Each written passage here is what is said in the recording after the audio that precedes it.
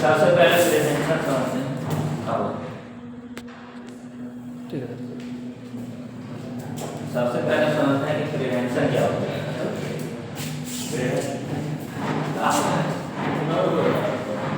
अरे सही आ रहा है।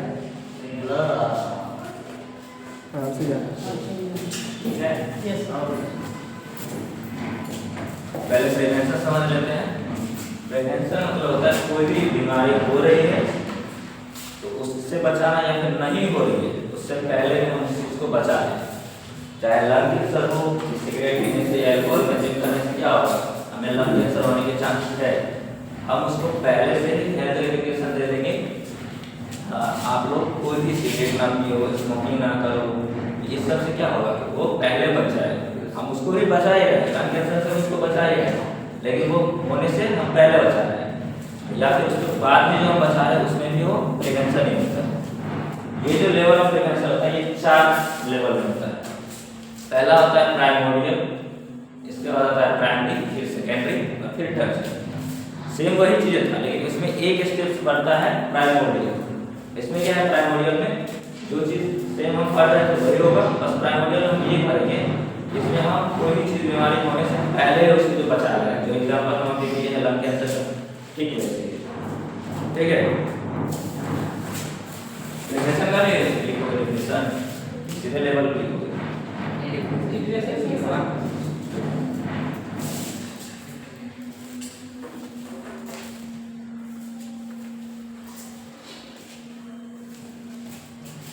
देखो तो यहाँ आता है। Yes yes sir.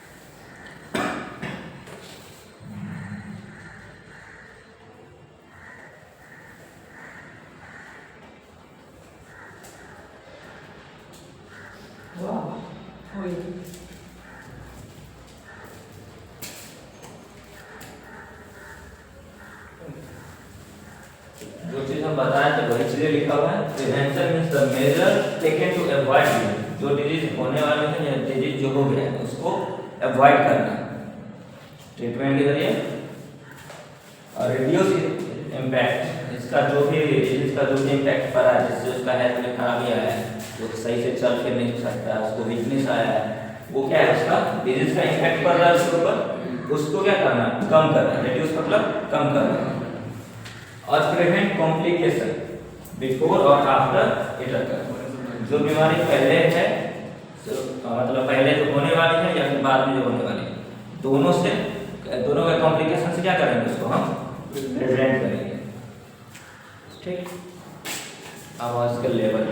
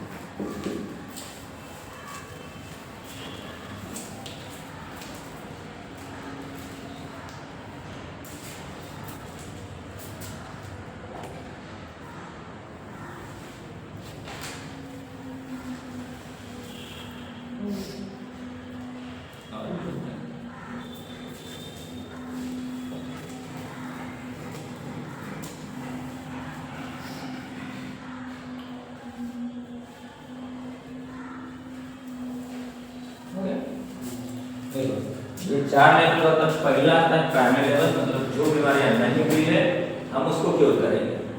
दूसरा वो जो विलेज लेवल पे हो रही है, छोटा मोटा जो बीमारियां हो रही है वो।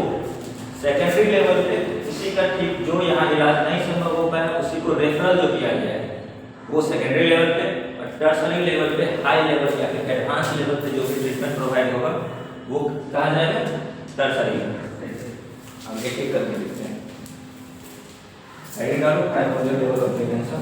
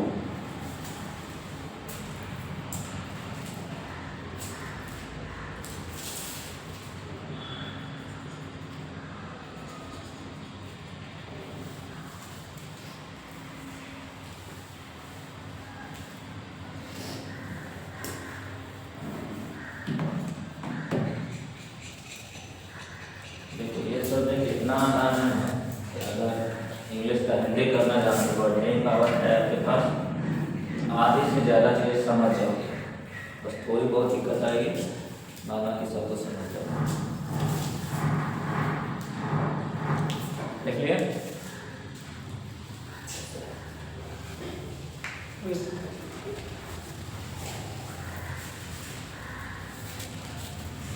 वाह, चलो अब समझते हैं।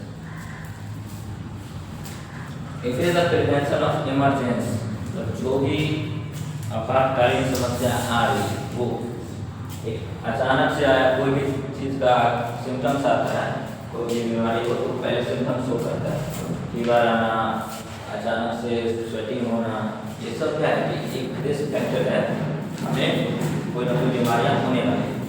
इमरजेंसी मतलब वही होता है अचानक से आना, डेवलपमेंट ऑफ रिस्क फैक्टर, जो भी रिस्क फैक्टर आ रहा है वो लगातार बढ़ रहा है। फीवर आया, पहले 100 था, फिर उससे आगे बढ़ा 101 हो गया, 102 हो गया, वो क्या है, डेवलपमेंट हो रहा है। एरा पॉपुलेशन बाय प्रमोटिंग, दूसरा कि कहाँ हो रहा है पॉपुलेशन जो हो रहा है, लोगों को इफेक्ट कर रहा है, कहाँ, गाँव लेवल पे या शहर लेवल पे, कहीं पे भी हो सकता है। लेकिन हम क्या कर रहे हैं यहाँ पे, उसको क्योर कर रहे हैं, उसको पहले से प्रिवेंट कर दे रहे हैं। किस रिलेशन पे? उसको हेल्दी लाइफस्टाइल बता रहे हैं कि तुमको कैसे रहना है, आगे चल के स्मोकिंग नहीं करनी है, गलत लोगों के साथ नहीं रहना है, या फिर हेल्दी एनवायरमेंट। अभी देखो तो दिल्ली का हाल क्या है, सबसे बुरा है, वहाँ पॉल्यूशन रेट सबसे ज़्यादा है। अगर आसपास में एनवायरमेंट साफ नहीं रहे तो भी बहुत सारी बीमारियाँ हो सकती हैं। यहाँ बगल में ही पानी का जमाव अगर हो जाए तो यहाँ से भी डेंगू होने के चांसेस है, मलेरिया होने के चांसेस है। तो हम क्या करेंगे, उसको एक तो समझाएंगे कि कैसे आपको जीना है, उसको हेल्थ एजुकेशन प्रोवाइड करेंगे, दूसरा हेल्दी एनवायरनमेंट देंगे, हमारे आसपास को कैसे हाइजीन मेंटेन करके रखना है, या फिर हम अपने पूरे एनवायरनमेंट को, ओजोन लेयर या फिर जो भी हमारे आसपास के एरिया है उस सब को कैसे क्लीन रखना है, पूरा हेल्दी एनवायरनमेंट रखना है। इससे ही क्या होगा, हमारा जो प्राइमोरियल जो स्टेप्स है, लेवल है, वो हमारा सही से हो पाएगा। ठीक है, इसमें एक लाइन और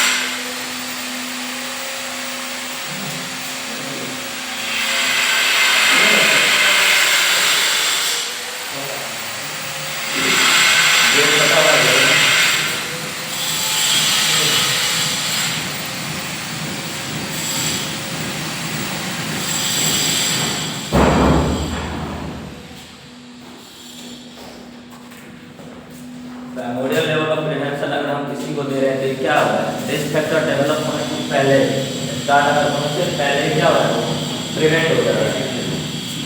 अब देखो सेकंड प्राइमरी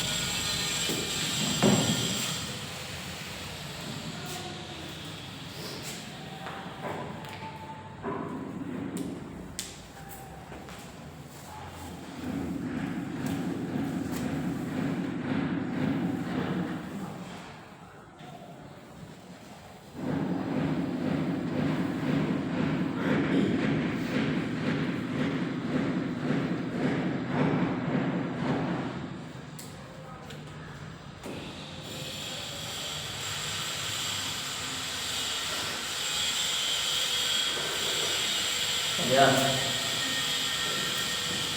अब primary level of prevention is the prevention of occurrence of disease.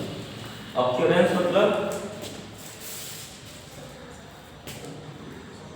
आपका मतलब क्या होता है?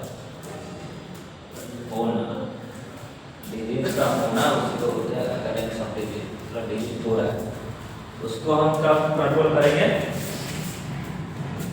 By specific cause, controlling of specific cause, जो भी उसका रीजन होने वाला है उससे या फिर रिस्क फैक्टर जो है उसके थ्रू।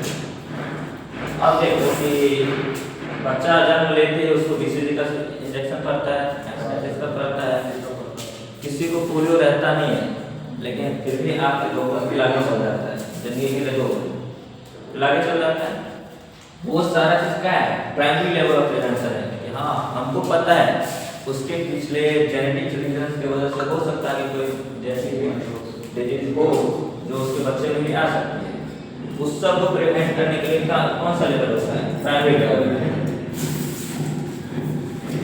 उसके लिए क्या क्या कर सकते हैं? स्पेसिफिक प्रोटेक्शन कर रहे हैं। अगर देख लो कि पोलियो का है जो हम दवाई पिलाते हैं तो हम क्यों पिला रहे हैं? आगे ना हो सर उसका पैथोलॉजी पूछा जाए कि क्या रीजन है जिसके कारण नहीं होता है, क्योंकि उसके अंदर तो है नहीं, जिसको हम खिला रहे हैं उसके अंदर तो पोलियो है नहीं, हम क्यों खिला रहे हैं?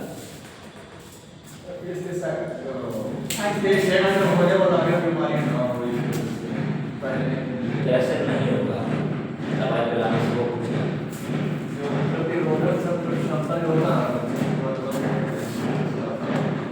प्रतिरोधक क्षमता तो कम होता है, साथ में जो हम पोलियो वाला वायरस है हम वही वायरस उसको पिला रहे हैं लेकिन उसको किस फॉर्म में? इनएक्टिव फॉर्म में। वो मरा नहीं है, बस उसको क्या किया गया? डीएक्टिवेट कर दिया गया उस वायरस को पूरा देर के लिए डिफ्यूजर में रख के और उसको बच्चे के अंदर डाल दिया गया है। उससे क्या होता है कि उसके अंदर अभी इम्यूनिटी पावर इतना है कि वो अपने अंदर उससे लड़के उसको मार सकता है। उसके कारण क्या होता है? उसके अंदर एंटीबॉडी बन जाता है, वो आगे चल के उसको लड़ने में मदद करता है। आगे चल के अगर पोलियो हुआ वो एंटीबॉडी जाकर उसको किल कर देती।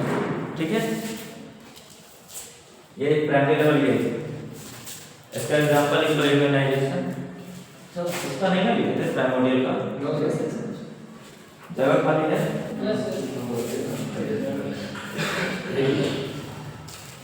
पहले इसका लिख लो,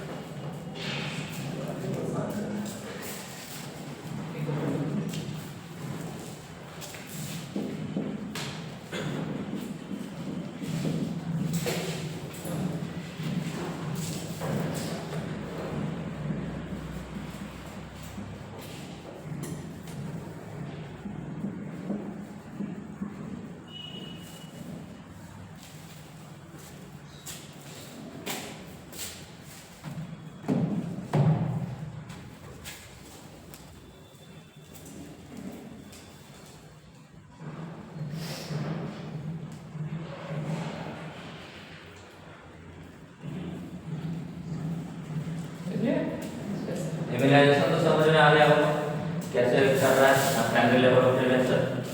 बैलेंस डाइट और एक्सरसाइज ही करता है। कई सारी बीमारियां ऐसी जैसे घुटने का दर्द हो गया, तो कई सारी ऐसी चीजें हैं जो आप अगर डाइट अच्छे से लो और एक्सरसाइज करते रहो तो आपको बीमारी ठीक हो जाएगी, कोई दवाई खाने की जरूरत नहीं पड़ेगी। यूजेज ऑफ कॉन्डोम, इसका अगर बोले एग्जाम्पल देने के लिए कौन सी बीमारी को बचाता है तो क्या होगा?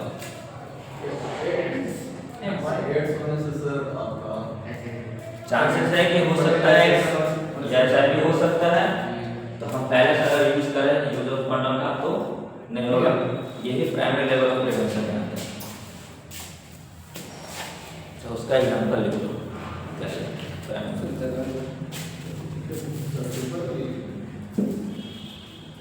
कहीं भी जगह खाली हो रही है।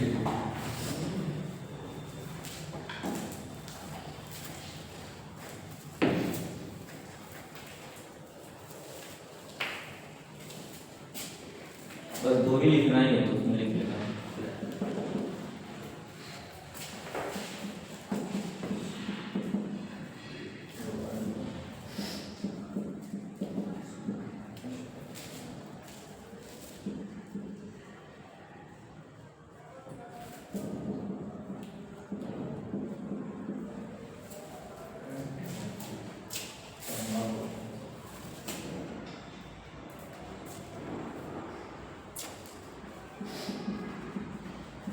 तंबाकू खाएंगे और सब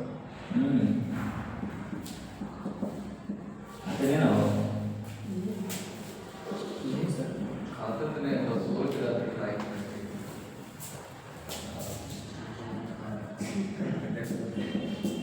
आज के बाद क्लास लेने के बाद तो नहीं खाओगे कोई ठीक है खाते हुए क्या बताएगा इतने सारे फिल्म देखते हो उसमें मुकेश का ऐड नहीं देखते मुकेश का देखते हैं, साथ में अक्षय कुमार भी करना है।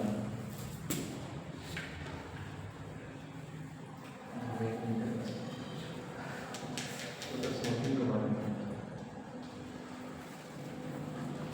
हो गया ये तो अगला सेकेंडरी लेवल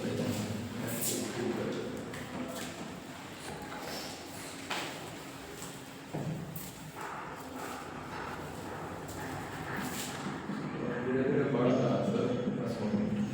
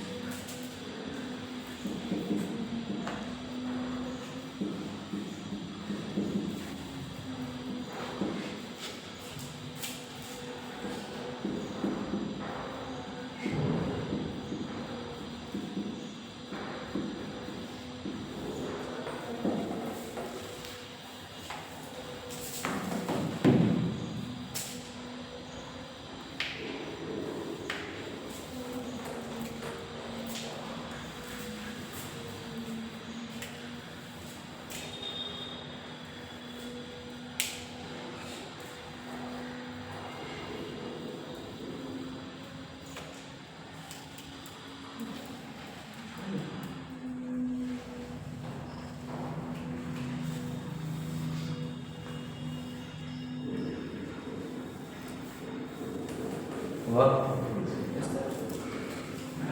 अभी तक जो हम 2 लेवल ऑफ प्रिवेंशन पढ़े हैं उसमें बीमारियां हुई नहीं है, हम होने से पहले बचा लिया उसको। लेकिन इसमें क्या हो रहा है कि बीमारियां हो रही है लेकिन हम उसको जल्दी से डिटेक्ट कर ले रहे हैं। फर्स्ट स्टेज में ये तो हम उसको डिटेक्ट कर लिए, जिससे क्या होगा प्रिवेंट कर सकते हैं उसको। वही है secondary level of prevention is the prevention of progression and complication of disease. जो भी उसका डिजीज है वो प्रोग्रेस में है या फिर उसका जो भी कॉम्प्लिकेशन है वो हो रहा है, उसको क्या करें अर्ली डिटेक्ट कर लिए। जो हो रहा है उसको पहला स्टेज में आया हम उसी टाइम उसको डिटेक्ट देखोगे तो इंडिया में कैंसर का जो लेवल है तो 4th स्टेज में या फिर 3rd स्टेज में जाकर पता चलता है हर किसी को। लेकिन अमेरिका जैसे देशों में जाओगे तो वहाँ जल्दी पता चल जाता है, वहाँ पर फर्स्ट स्टेज पता चल जाता है। उतना ज़्यादा सिम्टम शो नहीं करता है फर्स्ट स्टेज, फिर भी पता चल जाता है। ठीक है, कुछ लक्षण होना चाहिए सर उसका। नहीं और लक्षण ऐसा है आपको पता नहीं चलता कैसे है ही नहीं। अमेरिका जैसा हम कैसे बनेगा? वहाँ पे है ना कि थोड़ा सा भी अगर कुछ गड़बड़ी महसूस होता है सीधे जाके जांच करवा देता है। अपना लोग के अंदर क्या है कि अगर मेडिकल माफिया लोग ज़्यादा है, जाओ आप पूरी तरह से हेल्दी हो लेकिन आप किसी डॉक्टर के थ्रू जाओ ये चीज़ जांच करवाने, आपको नहीं भी पथरी है ना फिर भी पथरी निकाल देते हो। होता है ऐसे कई सारे जांच वाले ऐसे कर रहे हैं, स्कूल भी हो रहे हैं। इस हिसाब से तो हमको लगता है हर साल हम पूरा बॉडी चेकअप करवाने चाहिए। हाँ करवाओ, लेकिन यहाँ का कॉस्ट ज़्यादा है, रुपया ज़्यादा है तो करवाना है ना सर, यदि उससे ज़्यादा होता तो फिर खर्चा होगा। करवाना चाहिए। आपके जैसे 3,035 रुपये लेता है जरूरी नहीं है कि आप जांच करवा रहे हो तो वो आपको सही रिपोर्ट ही देगा। आप वहाँ से जांच करवाओ, जो रिपोर्ट मिला वो इसके बाद कहीं और जाके जांच करवाओ, वो रिपोर्ट दोनों में कुछ ना कुछ फर्क मिल जाएगा। तो डिफरेंट रहता है सर, ये आपका सबका रहता है अपना अपना सिस्टम से करता वो रहता है। है। ठीक है, अर्ली डिटेक्ट कर लिए। अर्ली डायग्नोसिस का मतलब होता है कि उसको हम लक्षण देंगे, सिम्टम्स देंगे, उसके बाद जो भी हम जांच करवा रहे हैं तो डॉक्टर डायग्नोस करता है कि हाँ आपको फाइनली ये बीमारी है। 3-4 लक्षण आपके दिखेंगे तो उस हिसाब से बीमारी से बताया जाता है कि आपको ये बीमारी है। ठीक है, डायग्नोसिस करना जब नर्सिंग प्रोसेस सीखोगे ना उस टाइम बताएंगे डायग्नोसिस कैसे करना है। It focus on early diagnosis and early treatment. जब हमको पता चल जाएगा बहुत जल्दी ही, हम उसका जल्दी ट्रीटमेंट करवा लेंगे। इसका एग्जाम्पल लो,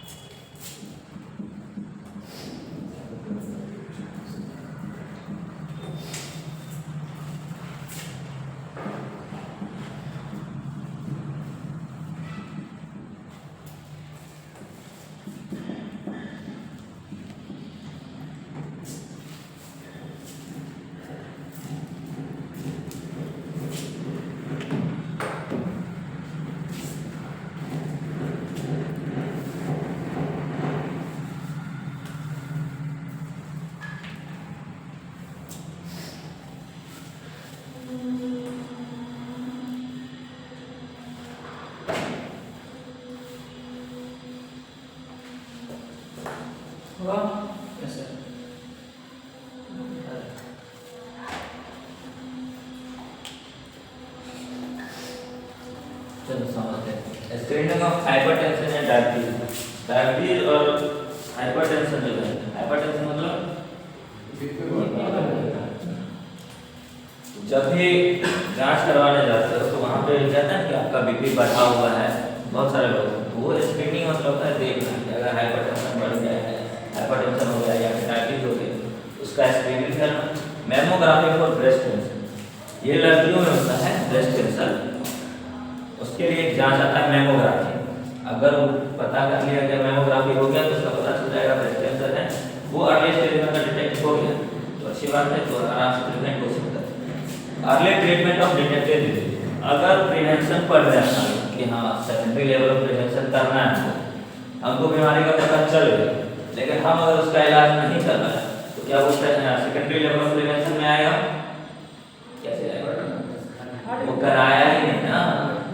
हम ये पूछे कि किसी को बीमारी का पता चल गया बहुत जल्दी लेकिन वो इलाज नहीं करवाया तो सेकेंडरी लेवल ऑफ प्रिवेंशन में वो आएगा, वो धीरे धीरे बढ़ जाएगा तो उसको टर्सरी लेवल में जाना पड़ेगा। देखो अगर टर्सरी लेवल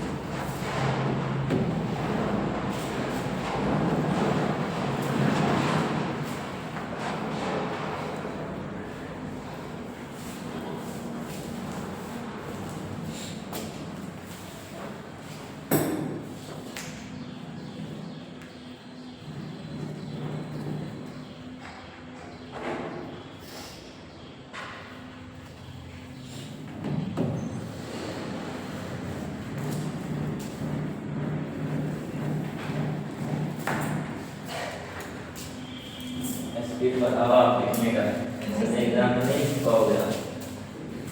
हुआ? अब देखो second, tertiary prevention is the prevention of disability. Disability मतलब कोई भी अंग जो है वो काम नहीं कर रहा है, वो डिसेबल है, उससे फंक्शन कर नहीं है। कॉम्प्लिकेशन तो हर कोई जानते हो, जो भी हमें कॉम्प्लिकेशन होते हैं, जो भी प्रॉब्लम फेस होती है। एंड फर्दर डिटरोटेशन, इसका मतलब होता है बहुत ज़्यादा ही खराब हो जाना। किस चीज़ का? डिजीज कोई भी हुआ, हम उसका इलाज सही से नहीं करवाया या फिर किसी और रीजन की वजह से, तो हमें अवॉइड करना चाहिए था। जैसे डायबिटीज वाले पेशेंट को सुबह अवॉइड करना चाहिए था, लेकिन वो नहीं किया, तो धीरे धीरे क्या होता है और खराब हो जाता है। इसी को कहते हैं फर्दर डिटरोटेशन। वो क्या होगा, जितना खराब था डिजीज के कारण वो और खराब हो गया, तो हम उस सब चीज़ से क्या कर रहे हैं, उसको प्रिवेंट कर रहे हैं। And the restoration of function, जो भी कोई भी काम करना बंद कर दे, चलो मान लेते हैं कि काम करना बंद कर दिया, इसका फंक्शन क्या है, किसी चीज़ से हमें मूवमेंट कराता है, कोई भी चीज़ हमको उठाने में हेल्प करता है, उसके फंक्शन को क्या करना, रिस्टोर करना। किसके थ्रू? ट्रीटमेंट और रिहैबिलिटेशन। ट्रीटमेंट मतलब जो भी इलाज कराना, वो रिहैबिलिटेशन मतलब बताया, जैसे वो उसका पहले हाथ था, जैसे हाथ में कोई खराबी आया, जो हाथ पहले वो था, जैसे अभी हम लोग पूरा सोचते हैं जैसे मूव करना चाहे वैसे मूव कर सकते हैं, वही क्या है, रिहैबिलिटेशन। जैसे कंडीशन में पहले था उसको उसी कंडीशन में वापस रखना। It aim to reduce disability and improve quality of life. ये डिसेबिलिटी को क्या करता है, रिड्यूस करता है। अगर टर्सरी लेवल ऑफ प्रिवेंशन हो गया, उसका जो डिसेबिलिटी था वो रिड्यूस हो जाएगा, वो कम हो जाएगा, और जो उसके जीने का जो क्षमता है, क्वालिटी ऑफ लाइफ जो उसका है, जैसे वो जीना चाहता है हेल्दी लाइफ स्टाइल, वो अपनी पूरी तरह से वो दे पाएगा। इसका एग्जाम्पल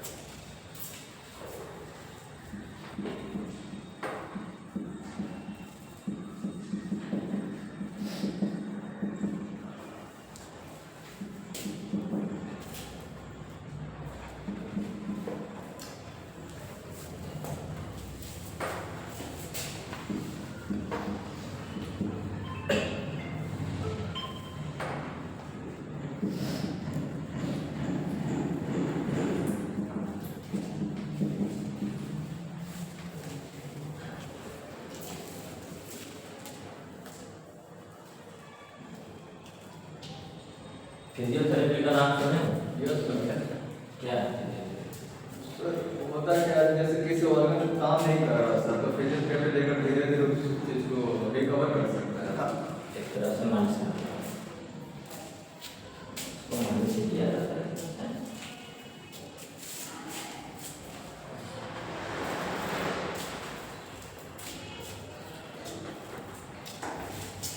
जब भी स्ट्रोक आता है तो उसको क्या करते हैं, फिजियोथेरेपी देते हैं। हाँ सर। तो वो आ जाएगा टर्सरी लेवल में। रिहैबिलिटेशन ऑफ पैरालिटिक पेशेंट, जो भी पैरालाइज्ड पेशेंट है उसको हम दोबारा से जो भी जिसके अंग से वो पैरालाइज है उसको दोबारा से चालू करना। यूजेज ऑफ आर्टिफिशियल लिम्ब क्या हो सकता है? हमारा हाथ और पैर, हमारा लिम्ब। आर्टिफिशियल लिम्ब मतलब किसी का एम्पुटेशन हो गया, किसी भी जगह पे एक्सीडेंट हुआ, उसका हाथ कट गया या फिर कुछ ज़्यादा डैमेज हो गया जिसके कारण वो काम नहीं कर सकता, उसको हटा के किसी दूसरे हैंड लगा देना। आर्टिफिशियल जो बनाया हुआ है उसको लगा देना। कार्डियक रिहैबिलिटेशन, जब भी किसी को कार्डियक अरेस्ट आता है तो उसको दोबारा से उस कंडीशन में वापस लाना। खासकर जब हम सीपीआर देते हैं तो हम क्या करते हैं? हार्ट अटैक आता है उसको हम कार्डियक रिहैबिलिटेशन कर रहे हैं। सीपीआर जो पढ़ाए थे फर्स्ट क्लास में, वो भी हम क्यों करते हैं? कार्डियक रिहैबिलिटेशन के लिए। ठीक है।